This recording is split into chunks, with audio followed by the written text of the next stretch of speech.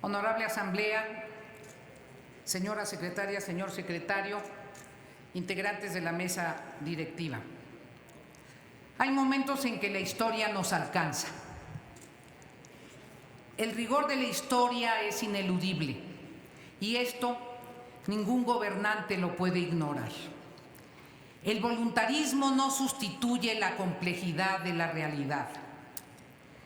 Enfrentamos las consecuencias de la laxitud de las instituciones políticas del mundo al permitir que se sustituyeran las comunicaciones formales y oficiales por tuits altaneros y determinantes, sin los filtros que la diplomacia y el apego a la legalidad obligan.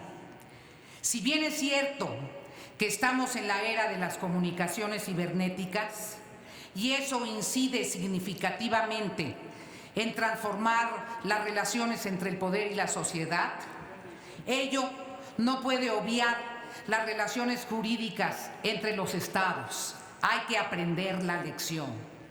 Rechazo categóricamente el que cualquier autoridad soslaye la responsabilidad de asumir las comunicaciones con otros estados de manera formal y documental. Es etéreo y ligero amenazar por Twitter, porque igual se desdicen en el tuit siguiente y juegan una broma ofensiva en el que sigue. Es grave que se permite que ese sea el tono que marca las características de nuestras relaciones. Quiero atribuir a la inmediata reacción que llevó a la delegación que coordinó el canciller Ebrard a dialogar en el país vecino el que no se convocara desde el inicio al acompañamiento del Senado en la primera etapa de esta difícil negociación.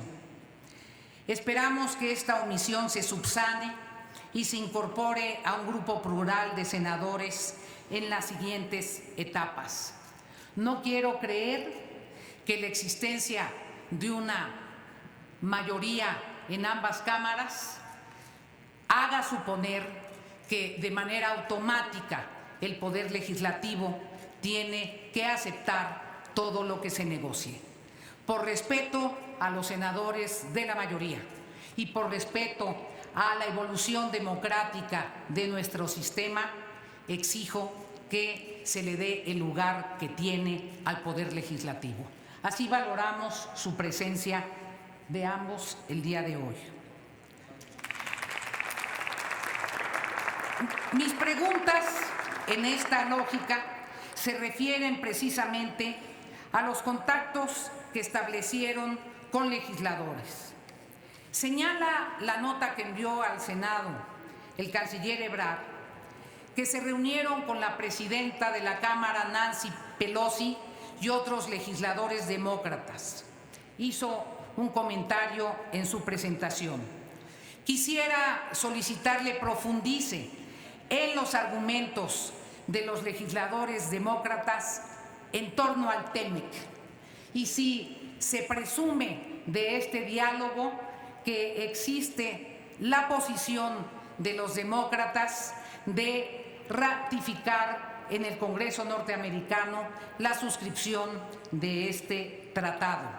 ¿Cómo logramos que la negociación del TEMEC se abstraiga del ambiente electoral en Estados Unidos? Esa es una circunstancia del contexto que no podemos olvidar. También nos señaló que el senador republicano Ron Johnson se comunicó con la embajadora Bárcenas para comentar la posición de los republicanos sobre el TEMEC. Nos gustaría conocer los detalles de esta comunicación. En este nuevo contexto, compañeras y compañeros legisladores, cabe que nos preguntemos si se reitera la urgencia de que el Honorable Senado de la República ratifique de manera inmediata el tratado, o si tenemos que ser conscientes de que hay un contexto diferente que amerite una táctica distinta en nuestro país. Lo dejo como pregunta. Dije al inicio que a veces la historia nos alcanza. Es el caso de la política migratoria. Es paradójico que por nuestra articulación estructural en lo económico, la administración Trump puede exigir a este gobierno, que llegó por las siglas de la izquierda, el endurecimiento de la política migratoria.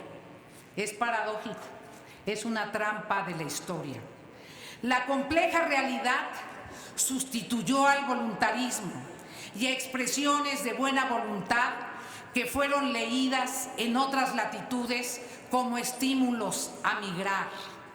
No existía esta circunstancia tan dramática cuando se tomó posesión.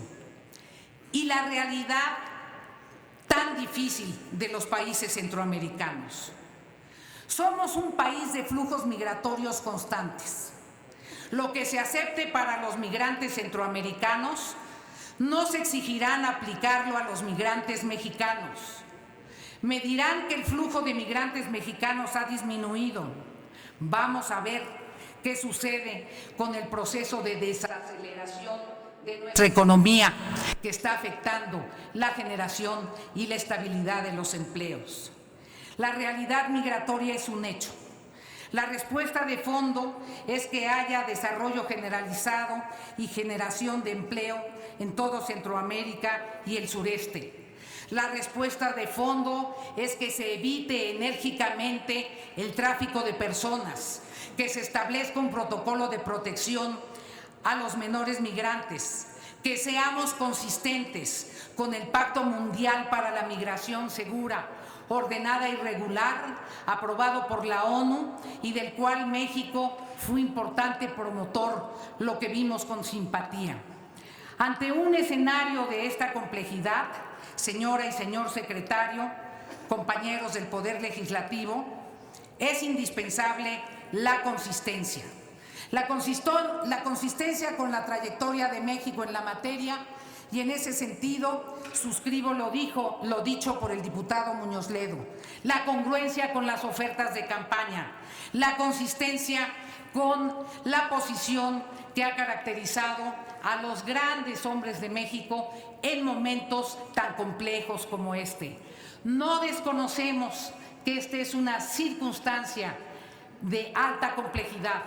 Valoraremos la dignidad, la consistencia y la congruencia. Por ello, considero conveniente el Senado se incorpore a la brevedad con un grupo plural que acompañe las negociaciones. Considero trascendental que sean los principios del Pacto Mundial para la Migración Segura, Ordenada y Regular los que permitan el diseño de una estrategia regional. Rechazamos el estatus de tercer país seguro. Es indispensable una estrategia en la frontera sur, de desarrollo y pleno respeto a los derechos humanos. Es esencial imaginación y disposición de recursos. ¿Cuál es la previsión presupuestal para ello? Porque hablar de una estrategia de desarrollo sin previsión presupuestal puede ser simplemente buenos deseos o demagogia. Rechazamos acuerdos que se pretendan vinculantes con el TEMEC sin previo conocimiento y ratificación del Senado mexicano. Gracias, señor presidente.